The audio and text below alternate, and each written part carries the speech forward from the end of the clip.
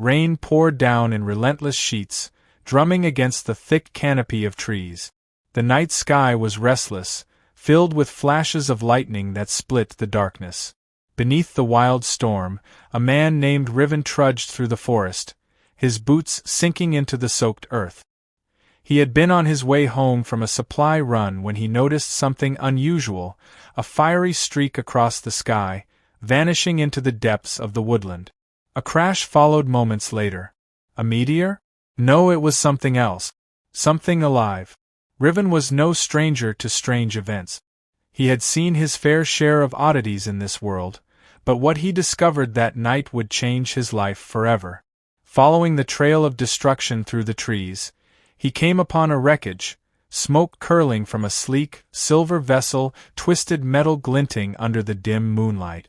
The smell of burned electronics and scorched earth filled the air. His pulse quickened.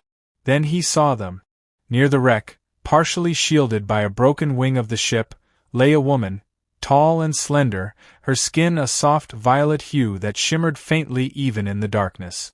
Her breathing was uneven, her form bruised and battered. But what struck Riven most was the small figure curled up beside her. A child. The little one clung to the woman's arm, their tiny body trembling with fear. Riven's chest tightened. They were helpless. And alone. He knelt beside them, his voice gentle. "Hey, can you hear me?" The alien woman's eyes fluttered open. Large, luminous, a striking silver blue. Fear flashed in them at first, but it faded as she gazed at him, exhaustion overpowering her defenses. She tried to speak, but no words came, only a weak gasp before her eyes shut again. Riven glanced at the child, who was staring at him with wide, cautious eyes.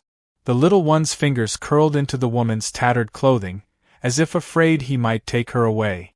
"You're safe," Riven said, his voice softer this time. "I'll help you." The child didn't respond, but they didn't recoil either. Carefully, Riven scooped the woman into his arms. She was lighter than expected, her body fragile yet strangely warm. The child hesitated for a moment before gripping his jacket and clambering onto his back. With both of them secure, Riven turned and carried them away from the wreckage. The storm raged around them, but he pressed on, his heart thudding in his chest. He didn't know who they were, where they came from, or what had happened to them. But he did know one thing. They needed him. And he wasn't going to leave them behind. Riven pushed open the heavy wooden door of his cabin, the warmth inside immediately contrasting the cold, stormy night outside. The fire in the stone hearth crackled softly, casting flickering golden light over the small but cozy space. He carefully laid the unconscious alien woman on his couch, making sure she was comfortable before turning his attention to the child still clinging to his jacket. The little one, barely reaching his waist in height, had deep violet skin like the woman but with softer undertones of silver across their cheeks. Their large, glassy eyes stayed locked onto their mother, filled with fear and uncertainty. Riven crouched down, his voice gentle. "She's going to be okay. She just needs rest." The child didn't respond but kept their hands balled into fists, their small chest rising and falling with uneven breaths. They were terrified. Alone in a strange place, with a stranger. Riven ran a hand through his damp hair and sighed. "All right. Let's start with something simple." He stood up and walked toward the kitchen. "You hungry?" A pause. Then, ever so slightly, the child nodded. "Good. Let's get you something warm." He worked quickly, heating up a bowl of soup and cutting up some bread. As he moved, he could feel the child's gaze on him, studying him with cautious curiosity. When he placed the food on the table, the child hesitated before finally climbing onto a chair and slowly picking up the spoon. They ate in silence at first, but Riven wasn't in a rush. He simply sat nearby, letting them take their time. After a few bites, the child spoke, barely a whisper. "Leora." Riven looked up. Their voice was small but steady. "Is that your name?" he asked gently. The child shook their head. "My mother." So that was her name. Leora. A soft groan from the couch made them both turn. Leora shifted slightly, her face tightening in discomfort before her eyes fluttered open. The moment she saw her child, her body tensed, and she tried to sit up too quickly. "Hey, easy," Riven said, moving closer. "You're hurt."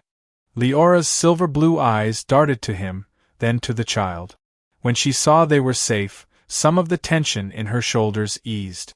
She exhaled, sinking back into the cushions. Riven hesitated before speaking again. "My name's Riven. I found you both in the forest. You were in bad shape, so I brought you here." Leora blinked slowly, her breathing steadying. When she finally spoke, her voice was quiet, smooth but accented in a way he couldn't place. "Thank you." Riven nodded. "You're safe now." Leora's gaze lingered on him for a moment, as if assessing his words, his intentions. Then, she turned to her child and placed a trembling hand on their head. "Oren." So, the child's name was Oren. Oren immediately clung to her, pressing their small frame against her side. Leora closed her eyes, relief washing over her face as she cradled them close. Even injured and weak, her instincts as a mother were stronger than anything else. Riven stepped back, giving them space. He had questions: who they were, where they came from, how they ended up here, but those could wait.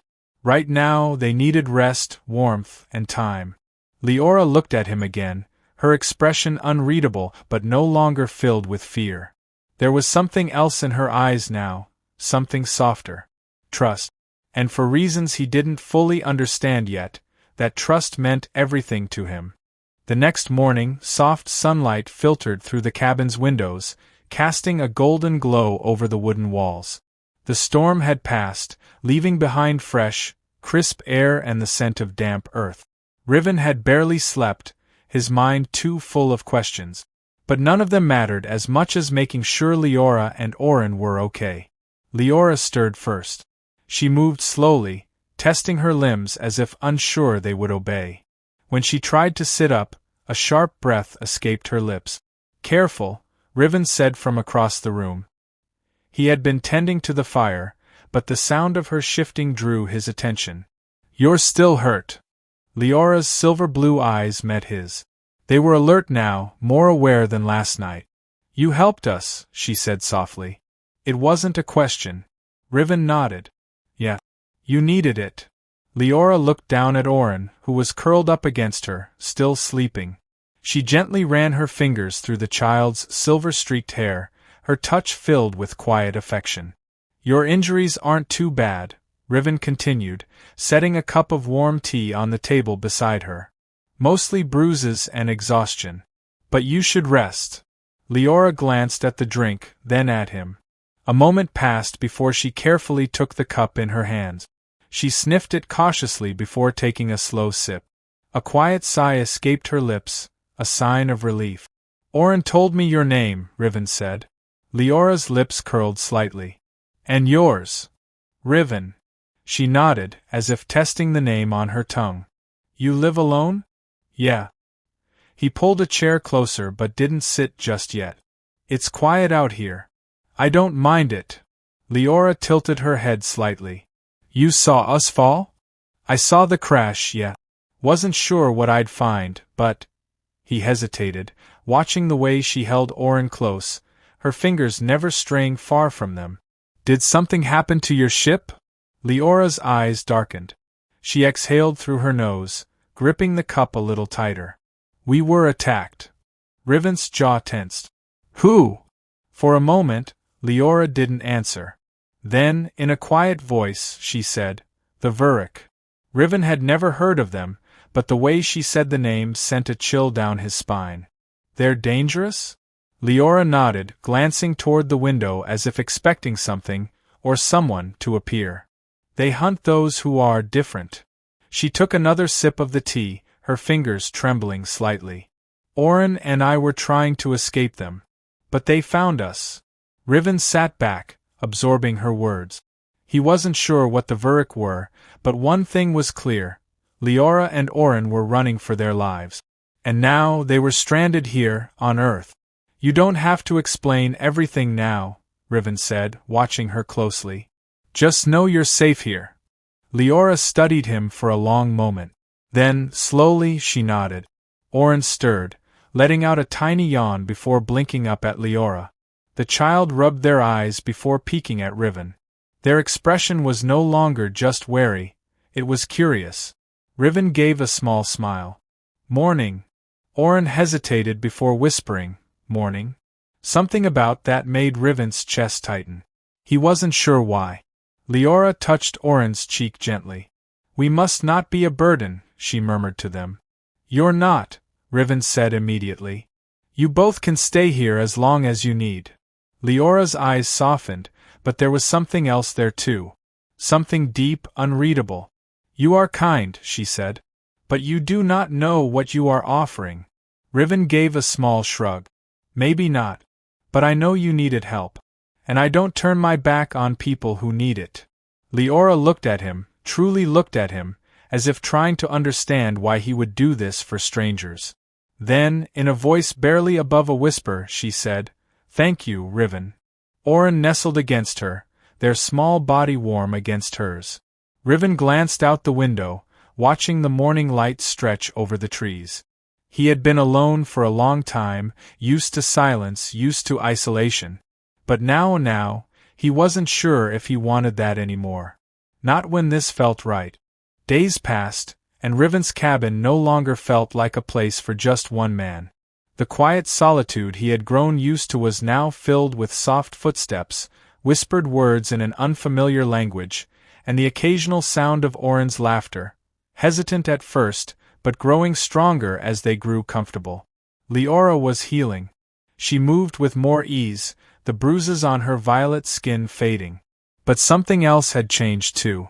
She trusted him now. It was in the way her shoulders relaxed when he entered the room. The way she no longer hesitated to accept his help. The way her silver-blue eyes lingered on him a little longer than before. One evening, as Riven sat sharpening his knife by the fire, he heard light footsteps approach. He looked up to find Leora standing nearby, watching him. The firelight softened her features, casting a warm glow over her smooth skin. I never asked, she said softly, her voice carrying a quiet intensity. Why did you help us? Riven set the knife down. He thought for a moment before answering. Because you needed it. Leora studied him. Many would not have. Then maybe they've forgotten what it means to be human. A small smile ghosted across her lips. Human, she murmured as if tasting the word. Strange creatures. Riven smirked. You're not the first to say that. Leora stepped closer, her gaze never leaving his. Where I am from, kindness is rare. He heard the weight in her words, the sadness buried beneath them. She had lost more than just a ship, she had lost a home. Riven reached for a second chair and slid it toward her. You don't have to be alone anymore. Leora hesitated, then sat down beside him. Silence stretched between them, not awkward, but comfortable. Outside, the wind whispered through the trees. Inside, the fire crackled softly, its warmth wrapping around them. Then, a small sound caught their attention. Oren stood at the doorway, rubbing sleep from their eyes. Mama! Leora turned immediately, holding out a hand. Come, little one. Oren toddled over, climbing onto her lap. Riven watched as Leora wrapped her arms around them, pressing a soft kiss to their forehead. Something shifted in his chest. A warmth he hadn't felt in a long time. Leora looked up at him again. This time, she didn't just see a stranger who had offered them shelter. She saw a man who had become something more. And when she whispered, Thank you, Riven, this time it wasn't just gratitude. It was something deeper. Something unspoken. Something that felt like the beginning of a family.